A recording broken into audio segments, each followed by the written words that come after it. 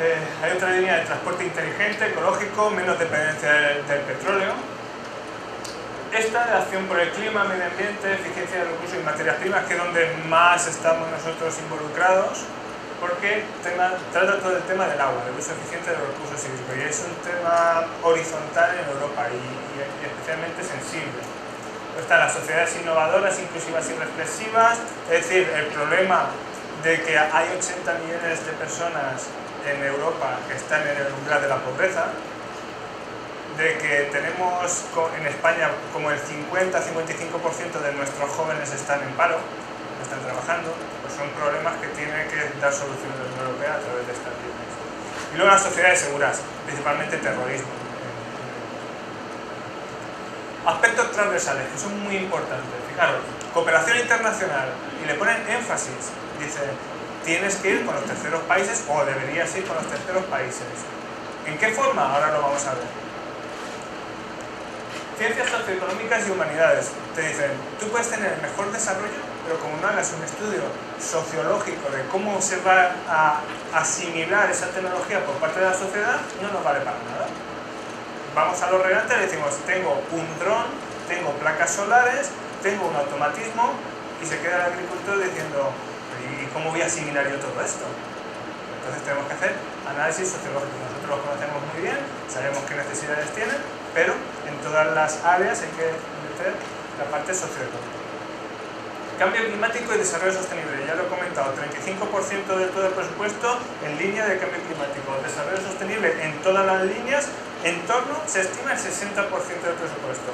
Es decir, que tenemos que ir hacia un chip de ecología, medio ambiente, cambio climático, en todas nuestras propuestas. Fijaros que Europa es antigua en esto de haber contaminado, llevamos ya muchos años arrepintiéndonos. Todos los proyectos europeos es mejorar el medio ambiente, mantenerlo, intentar solucionar los problemas que hemos generado previamente. Las exportaciones de países terceros tienen que ser en agriculturas no muy contaminantes con el medio ambiente, eso se vende mejor. Lo orgánico, lo ecológico, lo no sé qué. Y el tema es, no siempre ocurre, pero tenéis un reto. Prevenir es mejor que curar, ya sé que es difícil esto. Digo porque en casi todos los países hay graves problemas, y me consta también que en Perú, con el tema de las minas y todo esto, de posibles contaminaciones. Vale.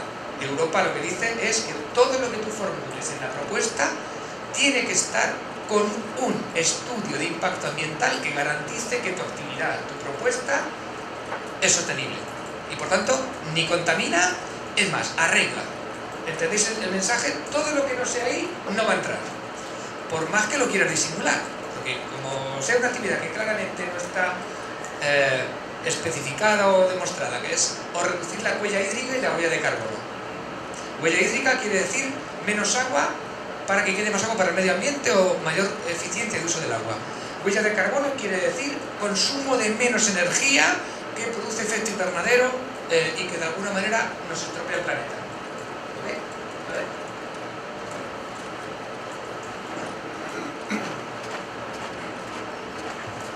Hola, ¿qué tal? Disculpa, acabo de llegar.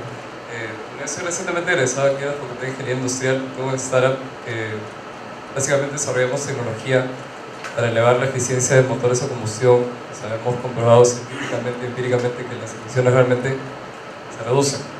Se ahorra combustible, no gran cosa. ¿Cómo me podría beneficiar de esta iniciativa? Eso es genial, porque entra de lleno en los objetivos de la Unión Europea. ¿Qué tienes que hacer? Ya lo he dicho antes, buscarte un socio. Buscarte un líder que te quiera como socio. ¿Qué tienes que hacer? Darte a conocer. Poner en las páginas web, en las redes que os vamos a enseñar después, decir, oye, que estamos aquí un grupo serio, que tenemos una investigación innovadora que reduce la huella de carbono. Te van a quitar de las manos tu idea. ¿Seguro? Porque es una de las prioridades de la Unión Europea. ¿Ok? Pero hay que saberse vender.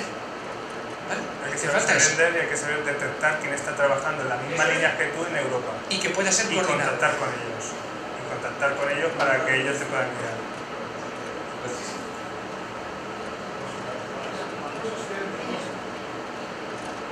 bajo esos términos se podría buscar vender bonos de carbono, porque se podría hacer silvicultura para buscar esto. Ese es un tema que está más a nivel nacional, con lo cual no es un tema innovador y de investigación, es un tema de gestión, creo yo. España me consta que tiene que comprar o tiene que pagar porque se pasa de huella de carbono. Hay quien pasa olímpicamente, los chinos me parece recordar que ni cobran ni le importó 500.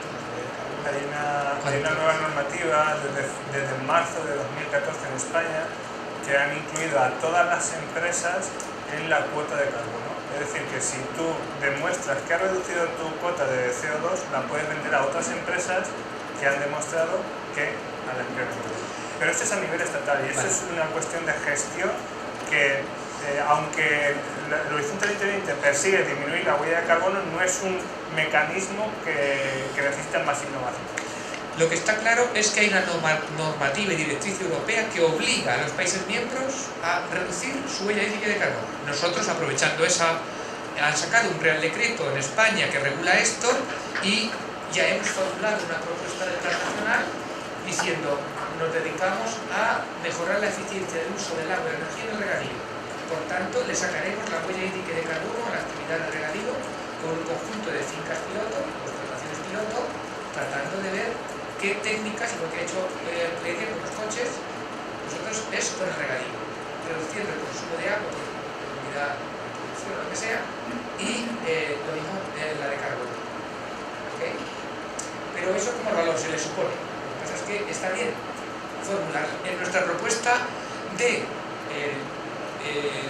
innovaciones para mejorar la gestión de la energía, ya ponemos que vamos a calcular las huellas hídricas de carbono de cada una de las innovaciones para intentar potencializar, digamos, ese uso de esa nueva tecnología en algo que es necesario. Por eso cuando me han preguntado, pues clarísimo. Vale, pues están los aspectos transversales también de innovación y acciones cercanas al mercado, siempre enfocándonos a vender lo que ya hemos desarrollado. Y I+D+I interdisciplinar, intersectorial, es decir, que no nos quedemos nosotros como uso eficiente del agua en la agricultura con nuestros amigos que trabajan en la agricultura, sino que abramos más el campo, que vayamos a la urbana, que vayamos a la reutilización, que vayamos a la producción de energía hidroeléctrica, más globales. Investigación e innovación responsable con consideraciones de género, es decir, consideraciones bioéticas, si trabajamos con animales, etc. Y consideraciones de género, que parece mentira que con el objetivo 2020 tengamos que tener en cuenta, o que nos digan, oye, tener en cuenta las consideraciones de género. Parece mentira, pero sucede. Incluso en las propuestas hay un apartado que tienes que rellenar y no se puede rellenar de cualquier manera. No es decir, venga, sí, voy a intentar que la mujer se adapte a... No, están ya adaptadas, están integradas y hay unos mecanismos muy claros en los que no puedes discriminar a ninguna persona y menos por su condición. Está muy claramente definido y como no se contemple, fuera. Involucrar al sector privado, principalmente pequeñas y medianas empresas. Europa se está dando cuenta de que quien genera empleo de verdad a gran escala son las pequeñas y medianas empresas. Vamos a darle un poco de oportunidad a estas pequeñas y medianas empresas y sobre todo de base tecnológica, como nuestro compañero que está haciendo las bajas emisiones, que contrate a una persona o a dos personas, porque si hay 20.000 empresas como la suya, va a contratar a 20.000 o a 40.000 personas. Y eso se llama. Dentro de estos tres pilares hay distintos instrumentos. Yo sé que es un poco compleja la maraña, pero hay muchos instrumentos y me voy a enfocar en tres de ellos, cuatro, que son los principales. Investigación, acciones de investigación e innovación. Esto es lo que puede ser más relacionado con, no lo tengo todavía desarrollado del todo, me falta un poco para desarrollarlo y llevarlo al mercado. ¿Vale? Un poquito de investigación y un poco de innovación. Luego están las Innovation Actions, las acciones de innovación. Tengo un producto que yo ya he demostrado en laboratorio. Me lo tengo que llevar a un medio que lo vaya a demostrar realmente cómo va a funcionar en su medio final. Y ahí voy a demostrarlo a quien lo va a comprar y voy a ver que es funcional. Son acciones de innovación, principalmente para empresas. Y estos tipos de instrumentos, veis ahí, un 100%, un 70% está directamente vinculado con el tipo de subvención que va a recibir o bien la universidad o bien las empresas, ¿vale? Que ahora lo vamos a ver con más detenimiento. En Research and Innovation Action normalmente van todos al 100%, incluso empresas. Innovation Action, llevar al mercado va al 70% a las empresas, organismos sin ánimo de lucro van al 100%. Luego están las Coordination and Support Action, esto solo refiere a partners europeos. Los terceros países no se pueden meter en Coordination and Support Action, ¿vale? Con acciones de coordinación y ayuda. Luego está el SM Instrument, que es el que os he comentado antes, ayuda a las empresas, que puede ir una sola empresa, un consorcio de empresas europeas que pueden subcontratar a terceros países, teniendo muy claro por qué lo subcontratan, no porque es mi amigo, es porque va a aportar mucho al desarrollo de esa innovación europea. Luego hay una interesante, que este es el Fast Track Innovation, que es, las empresas no pueden estar esperando 8 meses para ver si tienen financiación o no. Porque si tengo una patente de un motor que es bajo en eficiencia en emisiones de CO2, yo lo quiero patentar rápido, quiero desarrollar rápido, porque si no va a venir mi vecino que se ha enterado y lo va a desarrollar él, porque sabe que es una buena idea. Y si es una multinacional, incluso no necesita esta financiación, lo va a hacer rápido, pero la idea ya la tiene. Entonces, el Fast Track Innovation es, vea, dame una buena idea y yo te doy el dinero rápido. Rápido son 6 meses, ¿eh? No es tan rápido. Sí, es rápido, no. Relativamente rápido. Bueno, los tiempos son, cuando presentas una convocatoria, máximo dicen que 5 meses, nosotros la presentamos en septiembre, estamos esperando respuesta para febrero, que te dicen sí o no. Y 3 meses hasta la negociación, porque claro, que te pueden decir sí o no, o un sí, pero no me ha gustado cómo han puesto esto del presupuesto. Vamos a Bruselas, negociamos el presupuesto y eso pasa en como máximo 3 meses, es decir, 8 meses de plazo. Estos son los distintos instrumentos y podemos encontrar los distintos instrumentos en los 3 pilares, en las distintas líneas que hemos visto, ¿vale?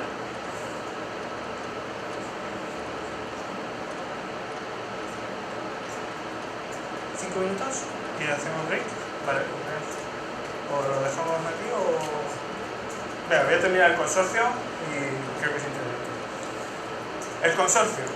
Fijaros, en general, lo más general, al menos 3 personas jurídicas, 3 instituciones pertenecientes a Estados miembros de la Unión Europea o país asociado, ¿vale?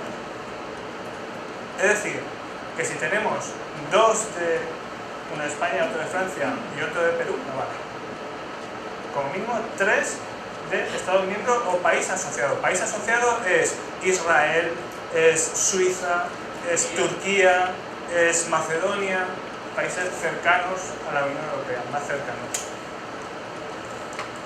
Casos particulares, podría participar una sola persona jurídica, el SM Instrument. Hay otras líneas de investigación, otros instrumentos que también podría ser solo una persona, pero no es lo común, normalmente consorcio. ¿Cómo tiene que ser este consorcio? Equilibrado y en negrita. Es decir, no vale que nosotros somos españoles, vamos a encontrar a nuestro amigo italiano y a nuestro amigo francés, ya cumplimos los 3 países. Pero como tengo muchos más amigos españoles, vamos a hacer un consorcio de 13, que somos 11 españoles, 1 francés y otro italiano. Te va a decir la Unión Europea, no, así no vale. Vamos a equilibrar y vamos a ponerle un sentido, ¿vale? Equilibrado en el porcentaje de centro de investigación y SMEs, según el tipo de instrumento. Si el tipo de instrumento es una acción de innovación que quieres ir al mercado, no vamos a ir todas las universidades, porque en las universidades no nos interesa en cierta manera ayudar a las empresas a que vayan al mercado. No queremos ir nosotros al mercado directamente. Entonces, en ese tipo de acción vamos a mantener un equilibrio más hacia las empresas que hacia los centros de investigación. En nuestro proyecto, 76% de empresas, 24% de centros de investigación. Un tema que luego me iba a comentar después, pero viene al hilo de esto, y es que en muchos casos es la propia empresa quien lidera la propuesta. Cada vez hay más empresas especialistas en formular propuestas. No sé si alguien ha creado antes más o menos la idea de qué gano, qué no gano, si yo cobro, si no cobro. este es un tema claro, interesante para las empresas, porque se vuelven locas para postular y encima ganar. Porque las empresas no escatiman, o sea, ¿quién es el mejor? Que formula, ¿quién es el mejor? No sé qué, vamos, ¿verdad? Lo consigo y meter la cabeza en mucho. Hay quien está especializado en eso. Y dices, ¿este señor de dónde ha salido? Hablando de regadíos. Digo esto porque en la anterior le han dado la propuesta a una empresa que nada tiene que ver con los regadíos, era gestión de agua urbana. Y le han dado una propuesta para gestionar regadíos, que no la conocíamos. Digo, bueno, esto le ha salido. Genial. Sabe formular propuestas, aunque no sepa de regadíos, pero lo que sabe lo adapta. Perfecto. Entonces, las empresas juegan un papelón, cada vez más. ¿Vale? En la formulación de propuestas, yo creo que más de un 60% son empresas. Bueno, en investigación básica no van a ser, pero en todo esto que estamos hablando, sí. Ahí puede ser indistinto. Hay empresas que no están preparadas porque, y entonces, claro, un fracaso total. Los centros de investigación estamos más acostumbrados a formular propuestas y no sé qué, ¿vale? Pero si se lo propone la empresa, puede conseguir perfectamente y puede ser evidente. Y por último, en equilibrado es, aquí la última frase, es fácil encontrar socios. Si os metéis en European Network y decís, tengo este producto, es fácil que los centros de investigación o las empresas europeas os conozcan, relativamente fácil. Es difícil seleccionar a los mejores, ¿vale? Y sobre todo, cuando generamos una idea de proyecto, desde la coordinación, no llamamos a todo el mundo, oye, que se me ha ocurrido esto, ¿qué te parece? Que se me ha ocurrido esto, No, primero formulamos muy bien, vemos qué socios necesitamos, porque decirle a un socio, te vienes, es muy fácil, pero decirle a un socio, te vas, porque ya no me interesa, es muy difícil, ¿vale? Por lo tanto, hay que consensuar muy bien y pensar muy bien quiénes son los socios que te interesan. Esto, antes hemos dicho que no os recomendamos que planteéis el objetivo de directamente ser coordinadores, sino que os llamen. Lo cual no es un problema vuestro, el problema es que os llamen, ¿vale? Pero para los coordinadores que hacen las propuestas tienen muchos amigos, tienen muchos conocidos. Y como se enteren, hombre, has hecho una propuesta y no me has llamado. Entonces hay que buscar ese equilibrio, porque si te comprometes con demasiados, y sobre todo si no guardas los equilibrios, al final el proyecto no sale. Porque le ha faltado esa libertad para coger los mejores, para que esté equilibrado y que sea una propuesta coherente. El cometer el error de empezar a hablar con mucha gente y no te preocupes por hacer una propuesta y cuando la estás haciendo dices, me sobra el 50% de todo lo que he hablado, ya la has liado, porque a ver cómo está en la calle de la propuesta, ¿vale? Hemos estado hablando de pequeñas y medianas empresas. Es que si el consorcio, termino con el consorcio y nos quedamos en terceros países para... ¿Qué es una pequeña y mediana empresa? Para Europa, menos de 250 empleados. Un volumen de ventas no de mayor de 50 millones de euros. Es decir, que entra mucho aquí dentro de pequeñas y medianas empresas. Nosotros estamos trabajando con microempresas de 10 empleados, 8 empleados. Al registrarte en el portal, se incluye un cuestionario que te ayuda a determinar si eres SME o no. Entonces tienes que tener todos tus datos de contabilidad. Cuando te registras, metes esos datos y te dice, sí, eres una SME, o no, no lo eres. Transcrito de la normativa de la Unión Europea. Te dice, participantes de países de fuera de la Unión Europea, terceros países, o también pone non-European Union countries, pueden siempre formar parte de los programas de H2020. Siempre, en todo caso, incluso cuando la propuesta o topic no renuncia explícitamente. Es decir, abre las puertas. No abre las puertas de cómo. Es decir, no siempre tendrán derecho a obtener financiación. Hay un proyecto de Europa, H2020, que dice una empresa peruana está muy interesada, no puede encontrar financiación de H2020, pero puede obtener los resultados de ese proyecto. No hay ningún problema por parte de Europa de que ese país o esa institución forme parte del proyecto sin obtener financiación, porque el país, la entidad peruana, ha considerado que es muy interesante para sus intereses, para sus propios intereses, y pueden participar sin financiación. No es interesante en la mayor parte de los casos, obviamente. Sí, claro. Pasa que, como hemos leído, por ejemplo, que los países BRICS están excluidos de la financiación. Pero no. Brasil, Rusia, India, China y Sudáfrica pueden participar en el horizonte 2020, están excluidos. Porque tienen acuerdos bilaterales con Europa. Pero están excluidos. O sea, si nosotros, por ejemplo, buscamos socios brasileños, nos van a decir que sí, pero no tenemos interés en asociarse con nosotros. No van a poder conseguir ese Claro. La Unión Europea dice, ya hemos dado mucho dinero a terceros países, sobre todo los que ya son emergentes, y han alcanzado un nivel, como puede ser Brasil, México también, y lo resuelve, China, ¿vale? Y luego dicen, vale, estos, si quieren colaborar, tienen que poner fondos. No sé si todos o buena parte. Por tanto, si pone fondos Brasil, no hay problema. Aunque la buena parte la ponga la Unión Europea. Y no va a financiar directamente a el socio brasileño, sino que lo tiene que financiar Brasil. Pero si el socio brasileño considera que vosotros sois un eslabón fundamental de su propuesta, también os puede hacer partícipes. Entonces, ¿qué diferencia hay entre Brasil y Perú? Una fundamental. Perú no ha alcanzado, entiende la Unión Europea, ese nivel de desarrollo para el que dice, no, ya no te voy a financiar más, que tú ya eres mayor, te puedes autofinanciar. Este tipo de tareas.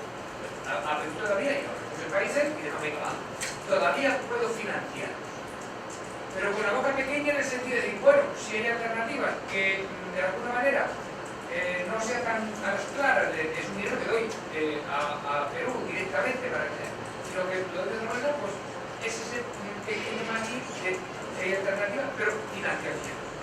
Nuestra propuesta va un poco en esta línea por recomendación de los asesores, que dice Chile, Perú, Brasil en este caso, no cabía, pero también el tercer país, dice, vale, podemos financiar a estos terceros países a través de un socio. Y claramente está especificado que 60, 70 mil euros, lo que sea, son para este país, para hacer estas actividades en este país.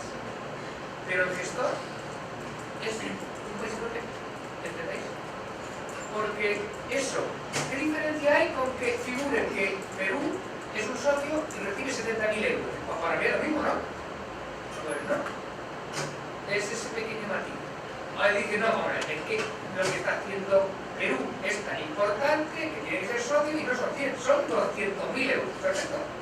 Pero entonces te van a exigir un nivel de explicación, de necesidad de la viabilidad del proyecto para dar 200.000 euros a Perú, que no te lo exigen de la otra manera, lo otro sí me entendéis. O sea, el nivel de explicaciones y que hay que dar de una manera o de otra es muy distinto. No lo podemos hacer con Brasil, no lo podemos hacer con México, pero con Perú sí. Entonces dices, me voy a complicar yo la vida si al fin de cabo lo que quiero es que se haga esto. El dinero que van a recibir al fin de cabo es el mismo, pero me evito tener que explicar con pelos y señales de cualquier mayoría alternativa. Eso es un poco negativo. ¿Sí?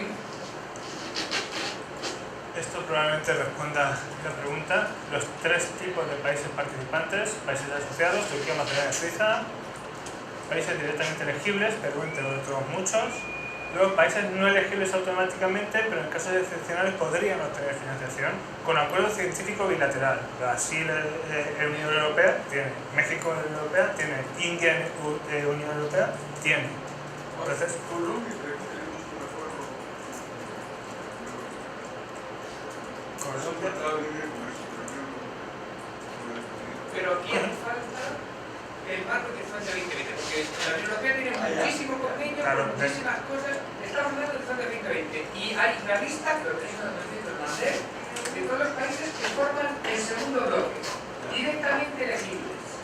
¿De acuerdo? pero con el problema que dice José María, o sea, tú te lees todo lo que viene en el Horizonte 2020, perfectamente podría entrar Perú. Lo hicimos en nuestra primera propuesta, en AIDI, en FP7, de innovaciones para llevarlo a otros países con interés, no sé qué.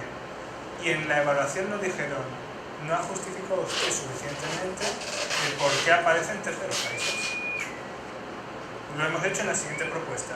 Y nos han recomendado, no metáis directamente como participantes del subconsorcio a los terceros países, sino hacerlo de una forma indirecta. a través del control de los socios europeos. Van a recibir el mismo dinero, pero no van a aparecer como que son ellos los gestores de ese dinero, pero lo van a recibir igual. Y vamos a ver qué pasa, ya os contaremos cuando pasa, en febrero. Bueno, lo tenéis que administrar, cuidado, porque si hay 70.000 euros para el socio, digamos, peruano, la justificación que tiene que presentar la otra son con facturas de Perú, con gastos y perfectamente identificado, no se puede inventar. Tiene que ser para haber hecho un congreso, un centro de demostración, movilidad de los propios peruanos, o sea, el coste de llevar al personal peruano o de contratar a un investigador peruano para el proyecto lo paga un tercero, pero está justificado con una factura de ¿entendida? Claro, digo,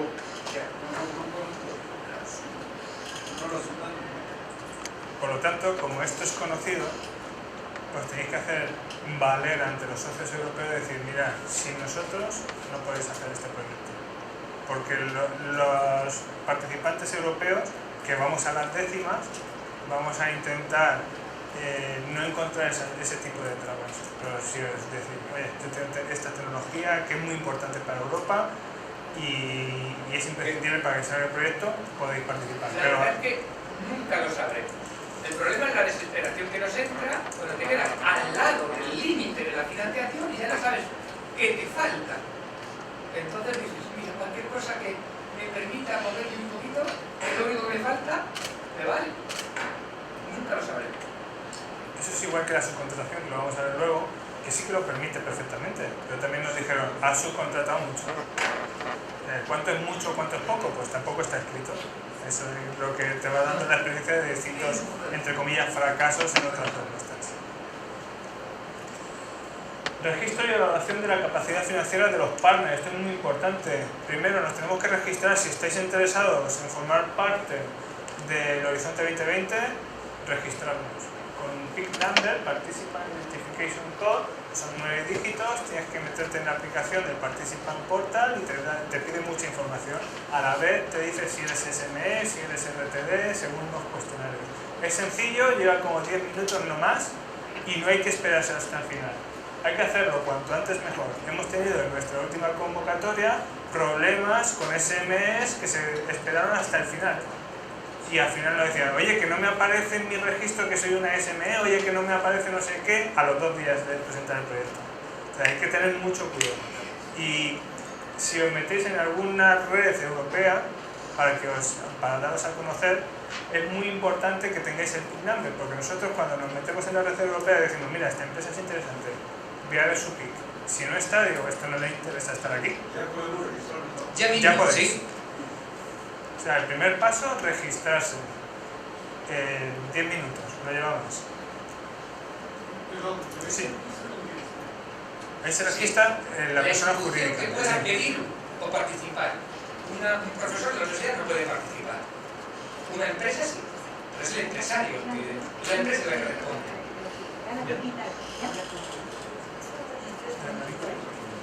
¿Sí? Pero, ¿qué lleva dentro? Luego, si queréis, Miguel os enseño, si tenemos internet, lo hacemos un momento. O sea, te pide el número de trabajadores, tu presupuesto. Quieres saber si es una empresa viable económicamente y que puede gestionar fondos de la Unión Europea. ¿De acuerdo? Que no es una empresa fantasma.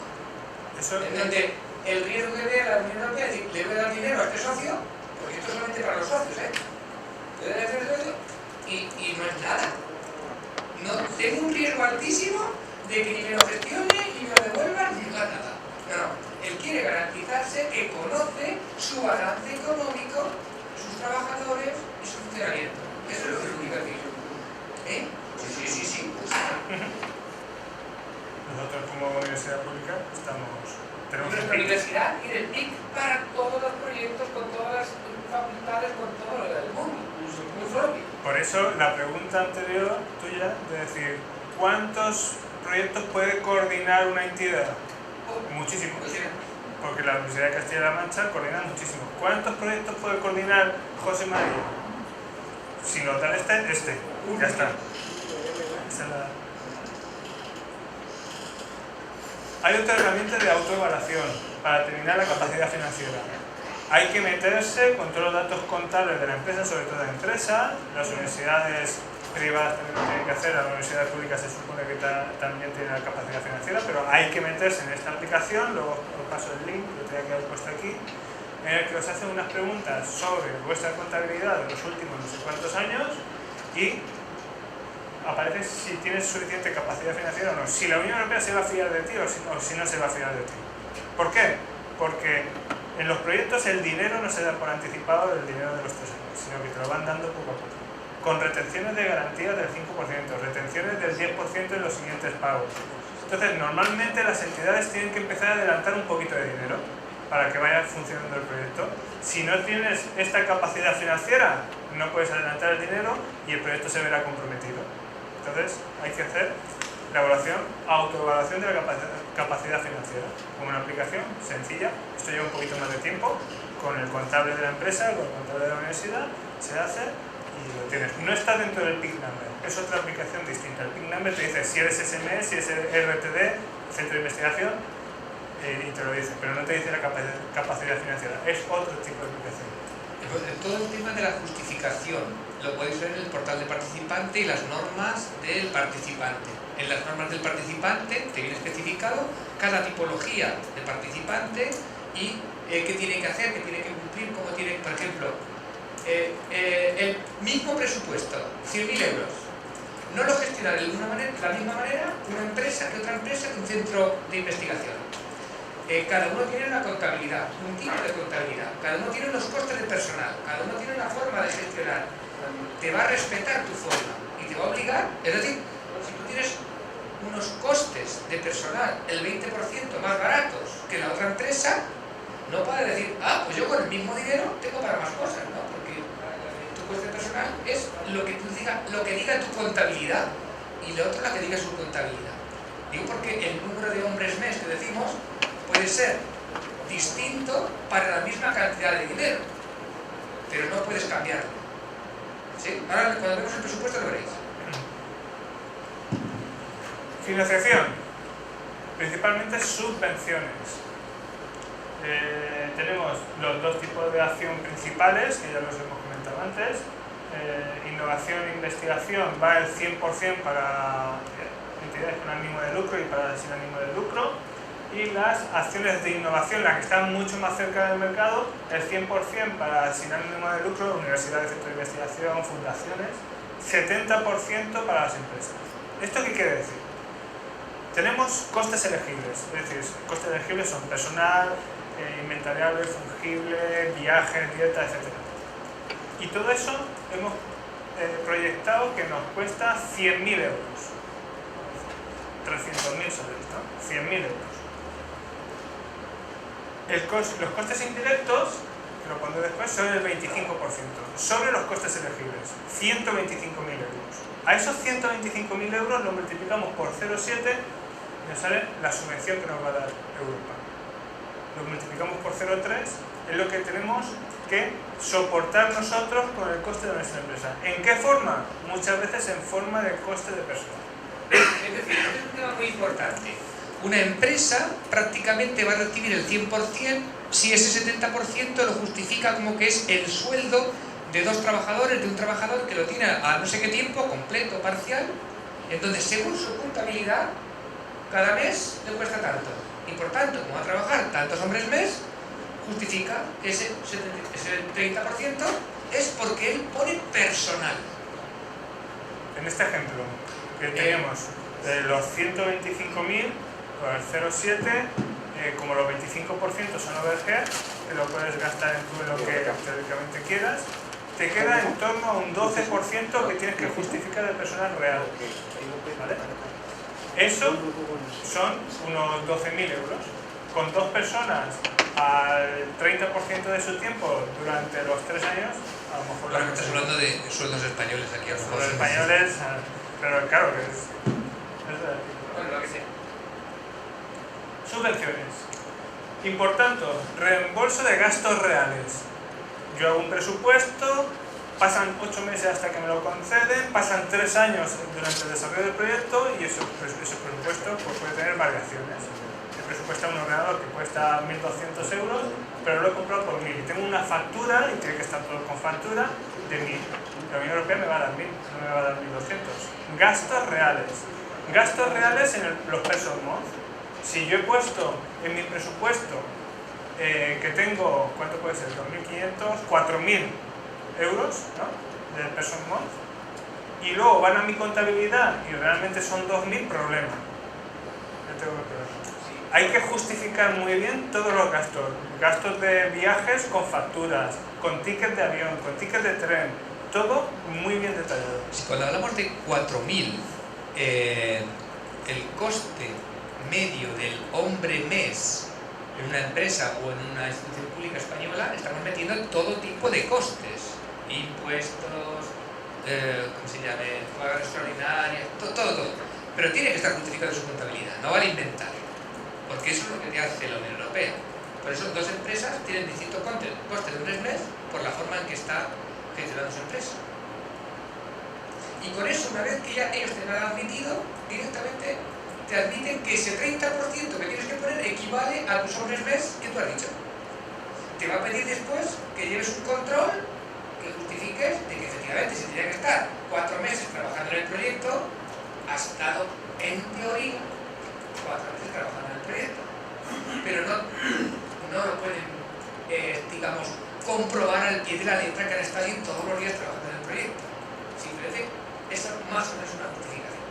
Dentro de lo razonable. El IVA, las tasas, bueno, esto es muy particular de España, si la puede recuperar la empresa no es elegible, si no lo puede recuperar se lo pagará el Pero yo digo que todos los países tenéis IVA o la tasa correspondiente de impuestos. Lo que no sé si las empresas lo pueden recuperar o no lo pueden recuperar, pues depende de si lo puede recuperar o no. A ver, nosotros el 21, ¿no? Y luego tenemos tasa fija de coste indirecto, que eso es una novedad sobre el FP7. En el FP7 teníamos distintos costes indirectos según la institución, ahora para todo el mundo 25% de overheads. Y cuidado con la subcontratación. Se puede subcontratar. La subcontratación no influye en los costes indirectos. Es decir, que si tenemos 100.000 de costes elegibles, 60.000, otros 100.000 de subcontratación, que estaría muy mal hecho, tendríamos 25.000 de costes indirectos, no tendríamos 50.000. ¿Está claro? El 25% no afecta a la subcontratación. Eso es. No todos los gastos del proyecto tienen el 25% de regalo, digamos, de no justificación. Esto no contabiliza para eso. La subcontratación, además, si sube un límite, me parece que son 3.000 euros, no sé cuánto, o 10.000, tiene que salir a concurso público. No vale que tú digas a dedo, la empresa fulanita me subcontrata por 100.000 euros. Dices, vamos a ver, tenemos que ver por qué. Además, si son 100.000 euros, ¿por qué no la has convertido en socio? Porque si es tan imprescindible y tú no sabes hacerlo, a lo mejor que son requisitos de que tienen que estar esos que subcontratas. La subcontratación tiene que ser mínima. Grandes montantes no puede ser, porque si no serían partners. Y un ejemplo, por ejemplo, es subcontratación de servidores para páginas web, cosas así, cosas pequeñitas, ¿vale? Nos preguntaba ayer un compañero italiano, ¿y qué porcentaje puede ser? ¿Puede ser un 10%? No se puede decir que sí o si no, según el instrumento. Para ese instrumento, para el instrumento de pequeñas y medianas empresas, la parte de subcontratación puede ser un poquito más alta. Para el resto, en nuestra experiencia, hasta donde llegamos nosotros, cuanto menos subcontratación, mejor. Ni lo sabemos ni lo podemos saber, porque en la evaluación te pone no ha justificado adecuadamente la subcontratación. ¿Qué quiere decir? No sabemos. ¿Vale? Sí.